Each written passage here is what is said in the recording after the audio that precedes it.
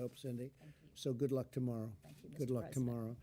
Senator Lindsey Graham, who's my friend and done a fantastic job, especially with the hearings on Justice Kavanaugh. That was an amazing moment, I will tell you. Jared Kushner has worked so hard on what we're here about tonight. Jared, thank you. Fantastic job. And a number of the tremendous Mississippi law enforcement leaders who will be talking in a little while. I think we're going to be hearing some of their comments and suggestions, Phil, and I look forward to that. The First Step Act has been a great bipartisan effort, and I look forward to continuing to be partners with Cindy and all of the people, Roger, the people of Mississippi who have worked so hard on legislation and this legislation in particular. What we'll have here is communities will be safer by helping inmates gain the skills that they need to obtain jobs and stay out of prison after they are released, which has been a tremendous topic. I think we've helped a lot because the economy is so good that a lot of people that would not have had a chance, Phil, you know this, that they would not have had a chance are now getting jobs. And the people that are hiring these people are saying some incredible things. I guess not in all cases, but in many cases, right? That's right. It's not in all cases for anyone, but frankly, they are getting phenomenal reviews, so that's really good. So the economy is a big factor. Enact reasonable sentencing reforms to ensure fairness while keeping dangerous criminals off the street. So important. And revitalize our criminal justice system to be tough on crime, but also smart on crime. So I think what I'd like to do is maybe just go around, and I'd love to start with you because you have done such a great job. Phil's told me all about you, and maybe I'd like to start with you and hear your ideas and any suggestions on the bill. Mr. President, Thank you very much. Thank you so much. I appreciate the opportunity to be taking part in such a most important conversation, criminal justice reform, Yes. and being a member of the correctional system, the leader of the correctional system, recognizing that there had to be a shift in our focus from true incarceration to rehabilitation and reentry. We've done tremendous efforts in Mississippi with our criminal justice reform legislation that we passed in 2014, House Bill 585, that was sweeping criminal justice reform to address those issues of sentencing reform, to look at who we're incarcerating, the reasons that we're incarcerating those people, and for the lengths of those sentences, recognizing that not everyone belongs in the criminal justice system, Right. in prison, and that we had to have some alternatives to incarceration. So with the support of Governor Bryan and our legislative body, we've made some great changes in our process. The department now has more reentry services, and we know that it takes resources to be able to do that. That vocational training, we have to address all of those issues that cause people to recidivate. We have to address their housing needs, their employment needs, their educational needs, and their substance abuse and mental health needs. Our correctional system in Mississippi has approximately 19,400 people in it. We were able to divert that population with our criminal justice reform legislation. From 2013, we were projected to grow well over 23,000 people. We've made some successes in reducing our population to 19,004, but we have much more work to do. And so with all of those measures that we're trying to put in place, like you said, being smart on crime reduction, that we're addressing their reentry needs and making sure that they have vocational training when they leave our system, making sure that we are getting them transitional housing so that they have a place to go once they leave, and that we're making sure that we address all of those needs. Our system has approximately 2/3 of it that have substance abuse issues, Right. whether it be alcohol-related issues or substance abuse. And so we knew that we had to expand what we were doing from an alcohol and drug treatment standpoint. We were able to get a grant. And I don't want to talk too long, Mr. President. No, that's okay. No, it's very fascinating what you we said. had, Great story. Yeah, no, you go ahead. She's very passionate and really knowledgeable. That's very nice. Go ahead, I please. appreciate it. We were able to get a grant with the Department of Mental Health. And with that grant, we're able to service people with co-occurring disorders, those with both the mental health and substance abuse issues. And in 2016, we were able to get a $600,000 grant for the state of Mississippi to address those needs. We've done so well with those measures, they've extended our grant, and so we've extended for 3 years to Great. expand in other counties across the state to address those needs. And so we recognize that unless we deal with that population from a mental health and substance abuse standpoint, Right. we're going to lose. And so we're expanding our services in that regard. But we're also addressing the vocational training. That is a great need. Like you talk about that second chance employment, that the Right. private sector has now got on board with us and said, okay, what can we do to help you reemploy these people that are leaving our correctional system? We know that anywhere from 90 to 95% of the people in our system are coming back to our communities. So we want to make sure that they're coming back better than they were when they were in our system. So we're making sure they get that vocational training that they need. One new program that we had, and I think the governor's proud of it, is our CDL program, because we know the trucking industry is one of those industries that employs a lot of people returning Right. to the communities. And so Commercial driver's license. that's right. That's right. So with those commercial driver's licenses, we're going to be able to employ a lot of people leaving our correctional system. So the construction industry, the trucking industry, as well as the factory-related businesses. Nissan has come on as a very good Right. partner of ours. The Brown Bottling Group, all of those industries have said we're willing to offer second chance employment. So we recognize that as a benefit to the department, and we're going to continue to do more of that in expanding those programs, but recognizing that it's going to take the resources, that you have to invest in corrections in order for us to realize those great benefits. And we're doing that with the help of the governor and others in the state of Mississippi. And so we're on track to ultimately save the state $264 million over a 10-year period. And better lives. That's right. That's right. To make more taxpayers than tax burdens, and that's what we're all focused on doing. And investing in corrections and investing in the criminal justice system is ultimately investing in true public safety and crime reduction, and that's what we're all about. Boy, that is so great. Such passion too. Well, It's really a fantastic job you just did, and the level of that is really. Would you say, Lindsay, that is great passion, and that's why you're so good at what you're doing. And I've heard you've had tremendous success. Phil told me about it. I want to appreciate just it. thank you very much. Thank you. I Beautiful appreciate it. job. Thank Really you. beautiful job. Thank you. Have you Phil, seen how any about you changes? saying a couple of You know, words? you've heard from me, and police did such a good job, Commissioner Hall. But these ladies here have a very special. You've got a prosecutor and a Miss Mississippi, now, and that's really an example, along with corrections and law enforcement, of who would support this bill. So maybe we could hear from a tough district attorney, and Angel, if you'll talk a little bit about the president from a prosecutorial side. Yes, sir. Thank you, Mr. President. Thank you. As prosecutors, we basically have two categories of offenders we deal with. We've got the violent, habitual, major drug traffickers that need to be in prison to protect society. But then we've got this category of people who are low risk and who can be rehabilitated. And so criminal justice reform in Mississippi is working. What they did for us is they left intact our ability to deal with these dangerous offenders and keep them in prison, but opened the door for more people to be eligible for alternative sentencing, like the recidivism reduction program in MDOC, or our drug courts. Our drug courts are a Mississippi success story. And so those are things that are important to prosecutors. I can tell you that it's working here, and I believe that your act is going to work as well. That's Paige fantastic. is, Thank you. as you can probably tell, she's a pretty special young lady. Right. She said a few challenges in life, but her platform as Miss Mississippi is to take on this corrections reform, and we love her to death, and we're so very proud of her. I want me to speak. I do a lot, and I've seen a lot, and I'm very fond of this bill because I see the impact that it can have, and the most important thing, when it comes to inmates is reintegrating them into society and them being successful and reducing the recidivism rate, which is incredible. And so I think this will be very beneficial, honestly. You see the amount of people that get arrested and end up right back in there, but if they are able to attain a job and be productive citizens, Right. then there's hope in a future. And then, of course, public safety. People aren't as threatened by people who are being productive citizens and, helping society. Well, that's really good. Thank you very much, both. Thank you very much. Appreciate it. Phil, go Ron ahead. Mattis chairs the governor's faith-based initiative and has done such a great job working with churches and synagogues and all of those faith-based organizations. And Ron, we'll let you talk just a moment about our faith-based effort Yes, in the sir. prisons. Thank you, Governor, Mr. President. Thank Mr. you. Vice President. I was excited to come here tonight because I think that the faith community is one of the most natural partners in addressing this issue.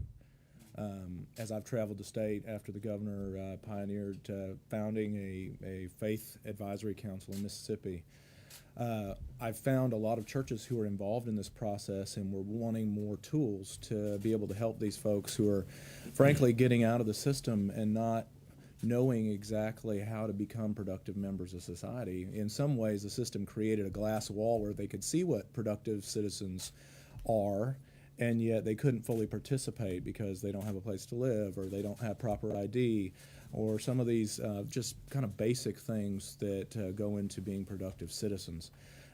So, you know, Governor Bryant, we joined in the last legislative session in working towards passing criminal justice reform, working on some sentencing, some of the things that you've mentioned. And we're really just excited to take the next step. As reviewing the First Step Act, it does make many of those, take many of those steps. So I just think the faith community is ready and willing and able, and it's a wonderful opportunity to serve kind of as a bridge from government and the Department of Corrections to the faith community, who really has a passion for this. Nothing could be more central to the gospel than helping those being restored and being finding a place in society that's productive. So you know, we've got a great team. We've got a rabbi. We've got members from the Baptist faith, from the Catholic faith, from the Pentecostal faith, because at the end of the day, we're all in this to serve and to find a solution so that Mississippi is a better place for all of its citizens. So I'm excited to be here because I see both the state leadership and the federal leadership pointing in that direction. So thank you for your leadership, Governor. Thank you for the opportunity. I appreciate it very much. Marshall Fisher is our Commissioner of the Department of Public Safety, Navy veteran, spent most of his career in Drug Enforcement Administration working for the federal government. I was able to not only bring him on managing the Department of Corrections, but talked him into being Commissioner of the Department of Public Safety. He's a lifelong law enforcement officer, one of the best I know. Commissioner, I'm going to turn to you for comments. Thank you, Mr. President. Thank you for being here, and thank you for including law enforcement in this important conversation. Being a 40-plus year law enforcement man, we're hard-headed sometimes, and we're hard to get to the table. And I told him that. Sure you did. But it is important. We in Mississippi, as you can see, we work as a team, and our most important asset here is coordination and collaboration. And I'm an old dinosaur that didn't think the way I think now. We realize now in law enforcement we can't arrest our way out of these situations. We realize there are people that need to be in prison. But for the most part, there are a lot of people out there that we can put back on the street with investment in transitional housing, with investment in alcohol and drug treatment, drug courts, mental health courts. And these are things that guys like me didn't believe in years ago. But now we do. I'm telling you, we do believe in this, and it's important. And we do have a team here. It's a collaborative effort. The Department of Corrections Commissioner and I talk on a weekly basis, if not bi-weekly. Thank you. Thank you for what you're doing. That's very well said. Thank you for what you're doing. So you're in now the a effort. believer. You wouldn't have been a believer 10 years ago, maybe. I wouldn't have been a believer 5 years ago. That's fantastic. But, So what changed your mind? The governor asked me to come back in the state service, and I ran the Department of Corrections, or maybe it ran me for a couple of years. And I have a unique perspective. I'm a retired DEA agent. I was a police officer before that. I've been able to see things from different sides, and it was a wake-up call for me, and I feel great. blessed that I had that opportunity. It's very nice to know. Really is very nice to know. Thank you very much. Yes, sir. Finally, our Lincoln County Sheriff, Sheriff Rushing, is now president of the Sheriff's Association. You know how I feel about sheriffs. My first real job was working for a sheriff. So, Sheriff, we'll turn to you for comments. Thank you for being here. Thank y'all for having me, Mr. President. Thank you for having me. As Senator Cindy has said, I'm her sheriff. I've been sheriff about 12 years now, and I'm president of our association. This act really does not affect us on the local level, but we do see the benefit in what it can become. Like everybody spoke tonight. Commissioner said it best. 10 years ago, I wouldn't have told you that no way in the world I would have been at this table discussing this, but we see the benefit in some of these programs. Drug Court has been a great program for our area, helping people. Guys that we see on the street on daily lives that we would have never thought would have been straight before. I see him every week come in Drug Court, and he's out being a productive citizen. So we're honored. This is a great honor for being here, especially with the way you've supported law enforcement. We can't speak highly enough of the feeling knowing we've got somebody supporting us. And at the same time, we're here to work together. I understand our national association had a couple issues here and there, but we're here to work any way we can with federal, state, and local officials to better our communities, because that's our job as sheriff, is to serve and protect our community. That's our first priority. But I'm honored to be here, and thank you for Thank you, Sheriff. Thank you all for being Appreciate here. it very much. Thank you very much. Yes, sir. Roger, would you say a few words, please? Well, this is all very compelling, and I would also say that when it comes to the bill, I had a very fine conversation with Chairman Chuck Grassley today, who's very actively supporting this, and has moved the ball down the field for a couple of years now.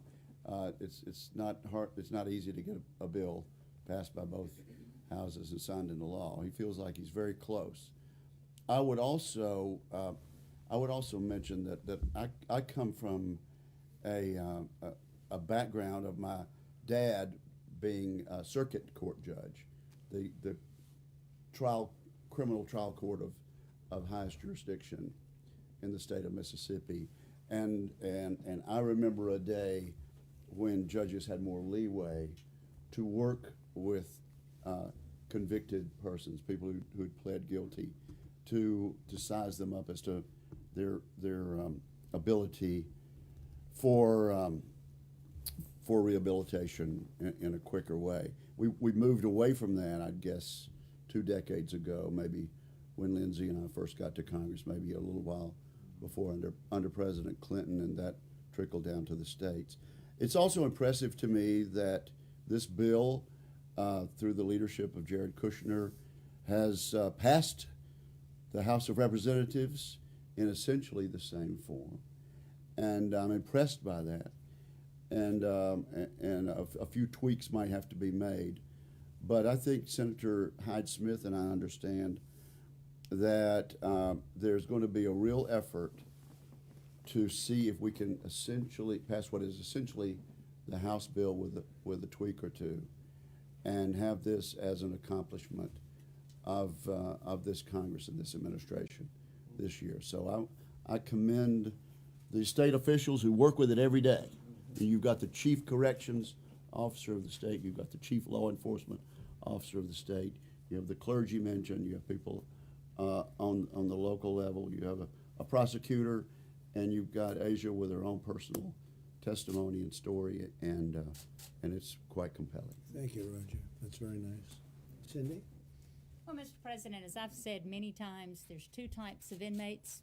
Ones you're scared of and ones you're mad at because they did something stupid when they were young. For the ones you're scared of, we've got a place for them. Mm-hmm. But so many people, as he referred many years ago, would say, lock them up and throw away the key. Everybody in Policia Hall's record keeping, there's a release date down there. Everybody has a sentence with a release date. I think we better be very smart on what we're doing when that release date comes, because it is a revolving door. The recidivism rate is just a revolving door, and they're back. So we've got to be smarter about this. And I don't know if you're familiar with drug courts. Drug courts are working fantastic in Mississippi. These are inmates who have to be spoon-fed.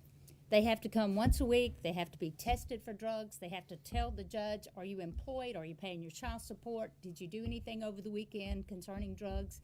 And when you get them to that point that they're reporting before a judge every week, you are spoon-feeding them.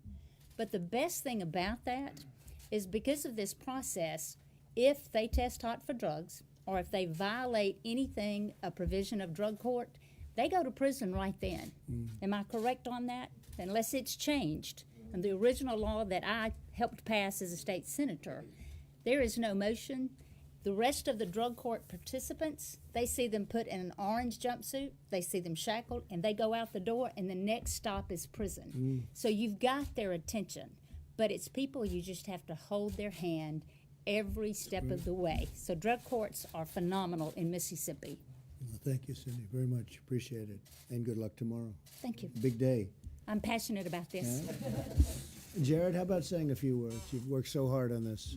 First of all, thank you for your leadership on bringing everybody together. I know we've been negotiating hard with the Democrats in Congress and with the Republicans for the last year and a half to try to get to this compromise, because these are very tricky issues and you have to make sure all the different voices are heard, especially the law enforcement community, which we spent a lot of time engaging with, and they've made a lot of changes to the bill along the way that have made it much better of a bill. One of the law enforcement officials we were talking with said, "I'm sorry we've been such a pain." I said, "No, that's how this process is supposed to go. If there are things that are bothering you, you're supposed to be asking for them, and we're supposed to be making modifications wherever we can and keeping the balance to get it done."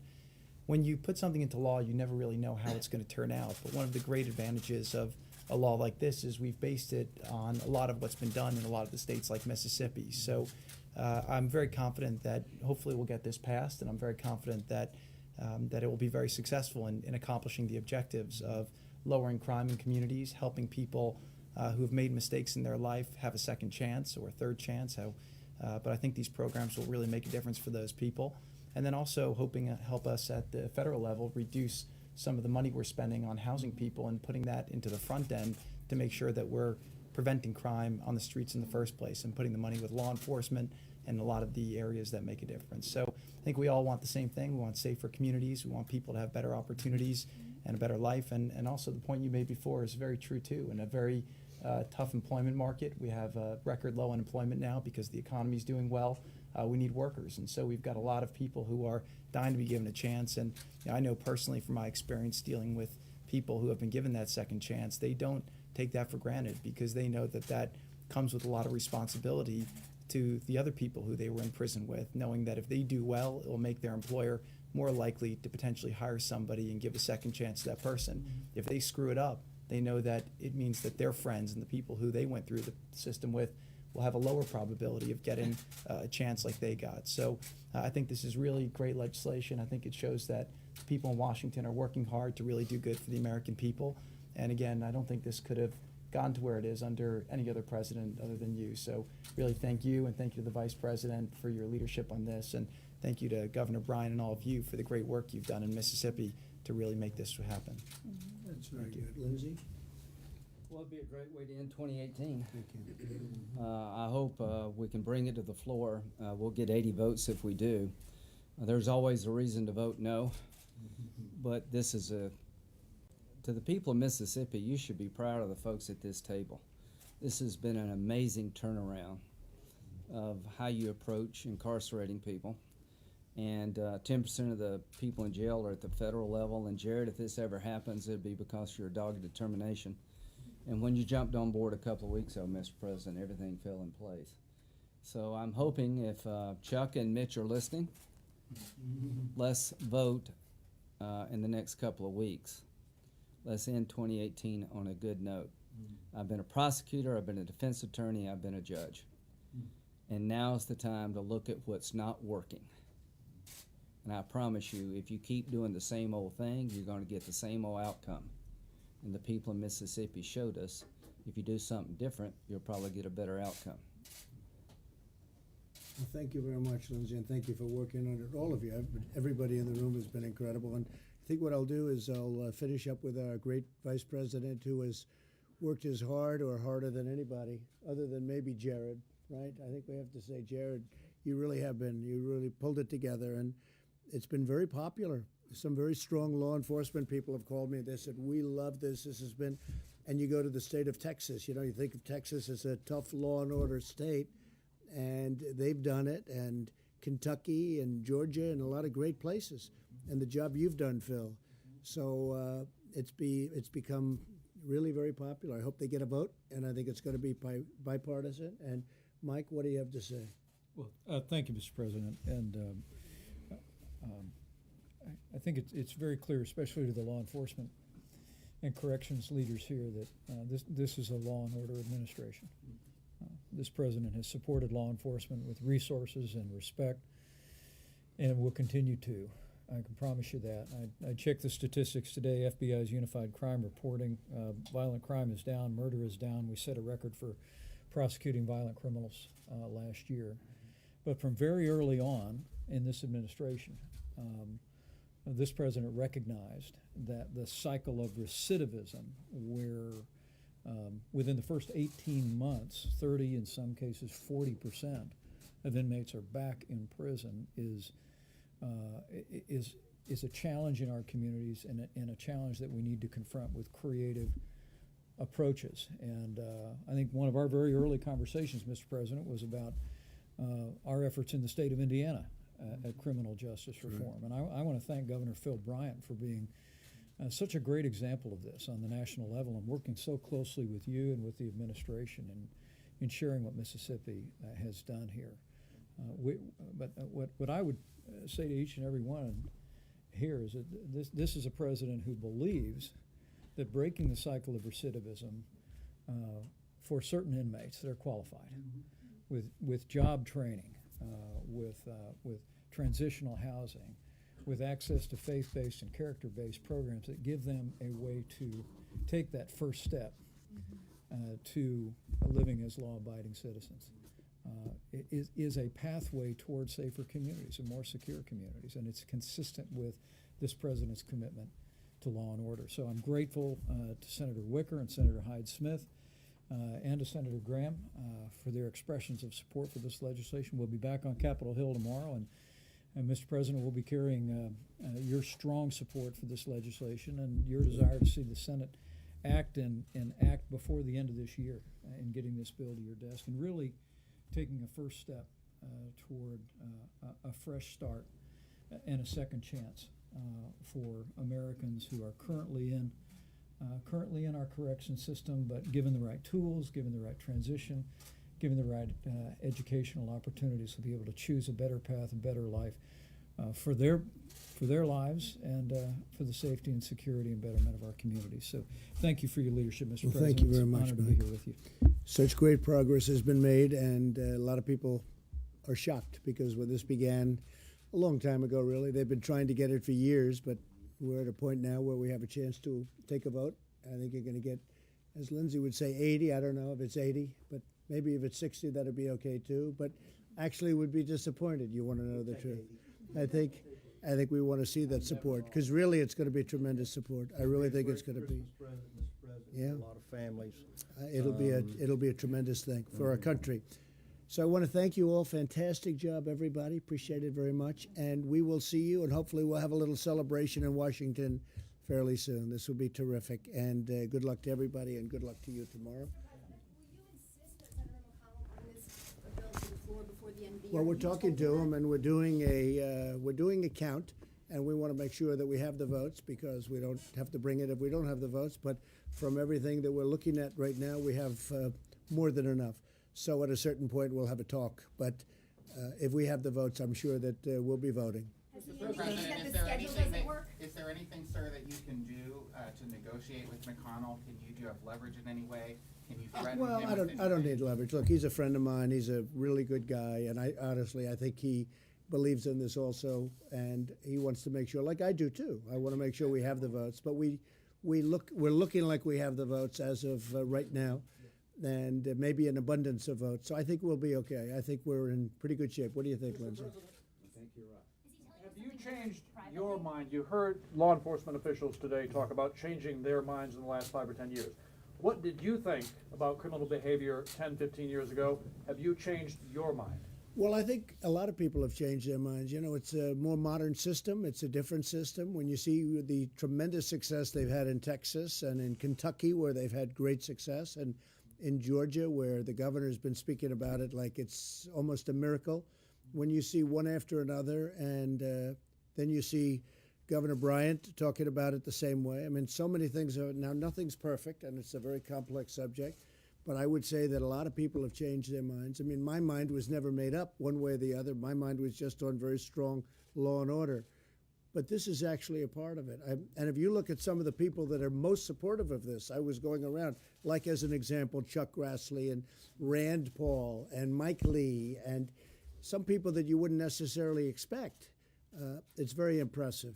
People that really are into the world of strength and law and order, and they're totally supportive of this as much as anybody. And then on the other side, you have great support also. So I think a lot of people have felt very strongly about it. I think we're going to have a lot of success with it. And most importantly, I think we'll get it, and after we get it, it's going to work. That's very important. Thank you for the question. President, if the votes are there, do you want the Senate to stay in Washington until they pass this? Well, we'll see what happens. I think we're going to have a vote, and I think we should do it now rather than later. This is something that could also pass later, but we have such a good group of people right now and such great support. I think you're better off. Let's take the victory for everybody, for Democrats and for Republicans. Very bipartisan, and I think we should take the victory. Criminal justice reform, in your view, more important than securing funding for building the wall? No, I think it's all, and you can do both. Really, you can do. I think the wall is a very important thing. Funding for the wall is very important. We're building big parts of the wall. You see that, and it's having a tremendous impact. In fact, the only little breach yesterday, we took care of it very nicely, quickly, and apprehended those that breached. Small breach was in one area where the wall wasn't quite built yet. It wasn't completed. But the areas that have been completed have been very, very strong. And when people look at what's going on the border, they just agree pretty much. Not pretty much. They agree with what we're doing. Very strong. Migrants be prosecuted? We're going to look at that. We're going to see. Well, some are very violent and have been very violent and have been very dangerous to the police and to the Border Patrol and all of the people, including we have ICE there. We have ICE there. Normally they'd be in other sections, and right now they're on the border. But we've had some very violent people. And we don't want, frankly, we don't want those people in our society. We don't want those people in our country. But we had tremendous violence. 3 Border Patrol people yesterday were very badly hurt through getting hit with rocks and stones. And if you look at the Mexican police, who have been fighting very hard, and don't forget, 95% of it's taking place, and more than that is taking place in Mexico on the Mexican side. And we just said, look, if they come over here, we're going to apprehend them and we're going to close the border. That's not really been done to the extent that I'm doing it, because I mean it, and I'll close it for a long time. And as far as trade is concerned, that's okay, because Mexico, frankly, has done very well with trade and the United States. So we would close it, and we'll keep it closed if we're going to have a problem. We'll keep it closed for a long period of time. Close the border. Yeah, Excuse me? What would cause you to close the border? Violence. Like we saw If the other they day. do a charge, because with a closed border, it's very easy to stop. With an open border, it's not. If they do a charge, as you know, we have a big caravan coming up, another one. The interesting thing is, because of the very tough stance, and we've had this stance from the beginning, but now I suspect because of how well the country's doing, we have a lot more people coming, and it does seem to be an organized, there's somebody organizing it. This isn't just happening by luck. Something's happening in Honduras and Guatemala and El Salvador, because, you look at the way it's organized, it's so, they hand out papers, they hand out directions. This is not just, by luck it's happening. But I would say the violence is very strong. We have over 500 people that are serious criminals and gang members, and it's a tough situation. We just don't want that in our country, and we're keeping it in Mexico, and Mexico's done a very good job. But a lot of the law enforcement people from Mexico have been very seriously injured. They've been badly hurt. You saw what happened yesterday. If you look at Tijuana, where not only the mayor, but a lot of the people were interviewed saying, hey, these are rough people. You start talking to them and they punch you in the face. We don't want that in our country. We don't want it, okay? You mentioned the rough people, you mentioned the criminals, but how did you feel when you saw the images of the women and children running from the tear gas yesterday? Well, I do say, why are they there? I mean, I have to start off. First of all, the tear gas is a very minor form of the tear gas itself. It's very safe. The ones that were suffering to a certain extent were the people that were putting it out there, but it's very safe. But you really say, why is a parent running up into an area where they know the tear gas is forming and it's going to be formed, and they're running up with a child? And in some cases, they're not the parents. These are people, they call them grabbers. They grab a child because they think they're going to have a certain status by having a child. You have certain advantages in terms of our crazy laws that, frankly, Congress should be changing. If you change the laws, you wouldn't be having this problem. And I think the funding of the wall right now is never looked better. It never looked better. How satisfied are you with the Mexican government's performance here? Well, I think the Mexican government is trying very hard. I would have stopped them a lot sooner than the border. We're stopping them at the border. But I really think Mexico is working hard. They were violently attacked. I mean, their police were violently attacked at the northern border. If you look at their border, their southern border, they were really, that was violence at a high level. That was a terrible thing that took place, and they really geared up after that because they had a lot of their policemen and a lot of their soldiers were injured badly. So, but I think Mexico's doing a good job. Now I'd like to see Mexico take those people and move them back to Honduras, move them back to Guatemala, move them back to El Salvador, where most of them come from. People seeking asylum, should people be able to apply for asylum if they feel like there's At a violence? certain level, they should, but when we have the border closed, there's nothing we can do about that. But at a certain level, maybe they should. That's the laws. We have very strict standards for asylum. As you know, when you go to court looking for asylum, very few people qualify for asylum. And, one thing I do mention, they're all coming up and they're all saying about their country is so dangerous, but you have flags all over the place representing Honduras, Guatemala, El Salvador, and some other countries. And you say, well, if these countries are so bad, so dangerous, why are they all waving proudly their flags?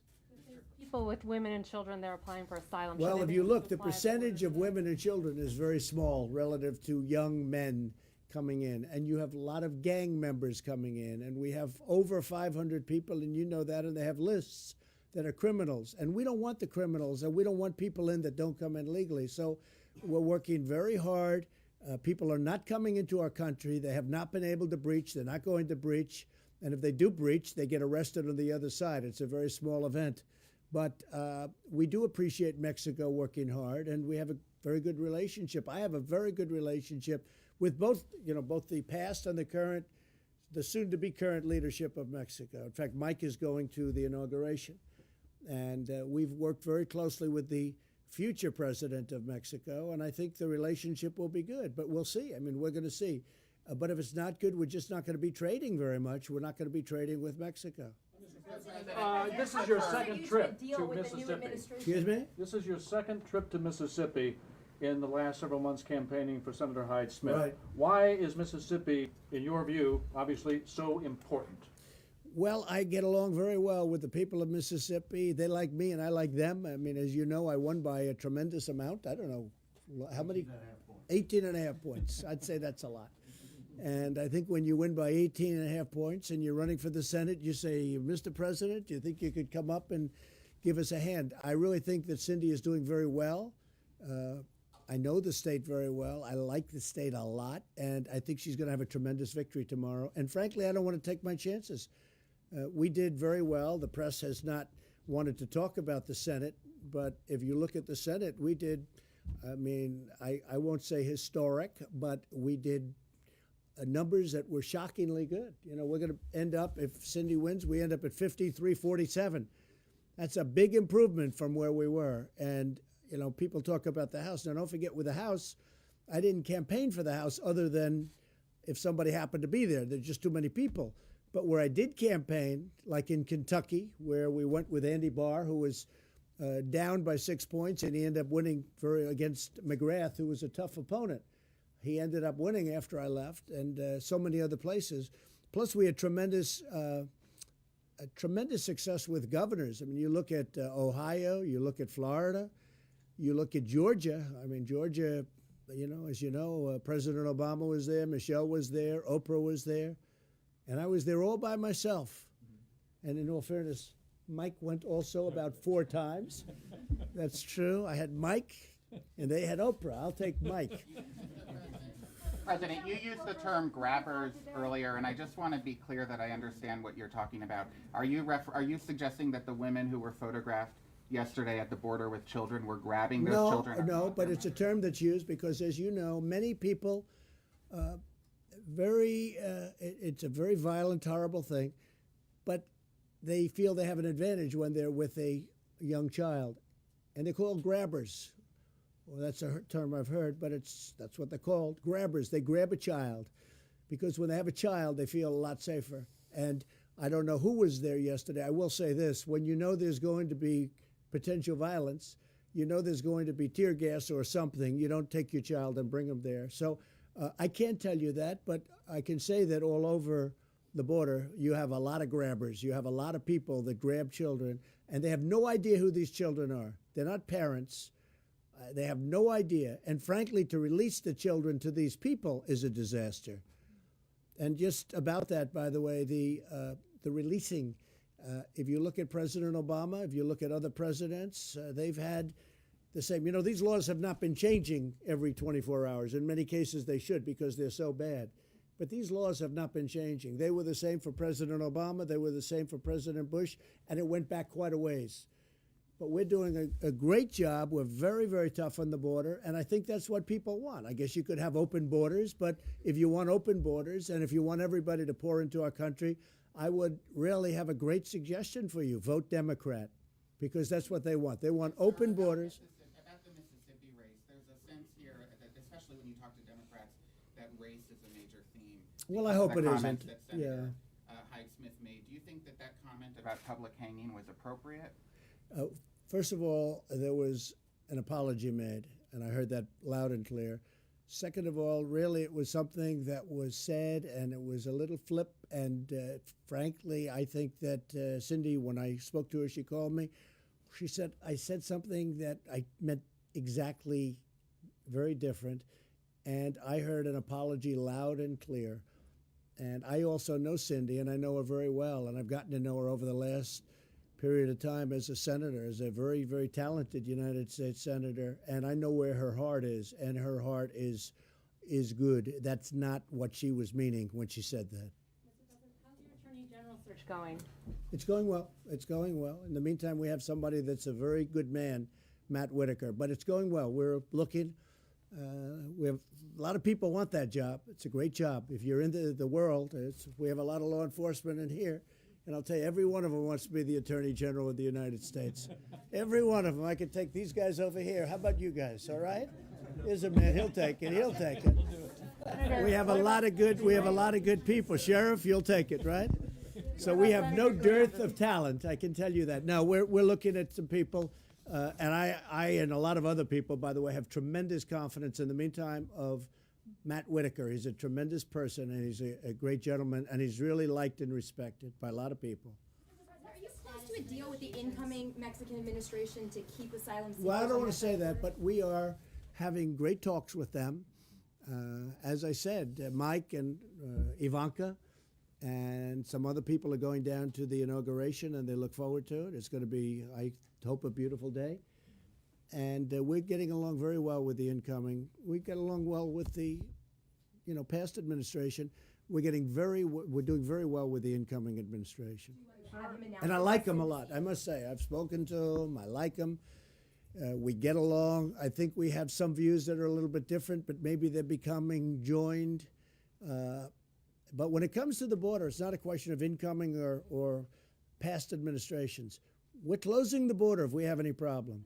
If people think they're going to rush our border, we just lock up that border so tight nobody gets through. And behind that, we have ICE, and we have the Border Patrol, and we have the local police, and we have police, and we also have our military. And our military has done an incredible job reinforcing walls, putting up the barbed wire fencing, which is very, very powerful stuff.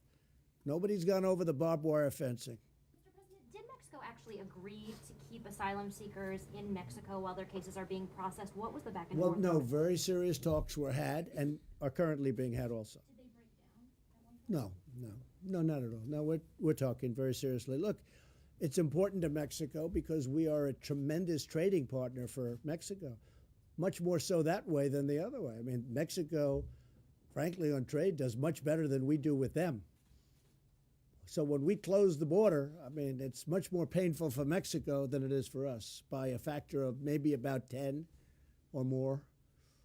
So we're getting along very well with Mexico, and we intend to, and I hope it can continue that way. But we're not letting people into our country that we don't want there. We're not letting people into our country that don't come in legally. They have to come in legally, and we want people that are going to help us. We have a lot of companies moving into our country. Tremendous car companies and Foxconn and a level like we've never seen before. We need people, but they have to come in based on a merit system, based on a system where they can help us, not where they're going to hurt us.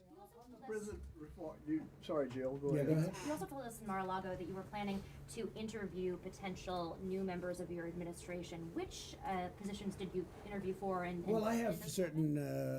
I tell. Let me start off by saying I have a fantastic cabinet. We have incredible people. It's a lot of people. There are a few positions that I'm thinking about, but I could leave it the way it is right now and be very happy, or I could make changes and maybe be even happier with those positions. But we have a great cabinet. We have some tremendously talented people, and they're really doing a good job. Thank you very much, everybody. I appreciate it. Thank you. Thank you very much.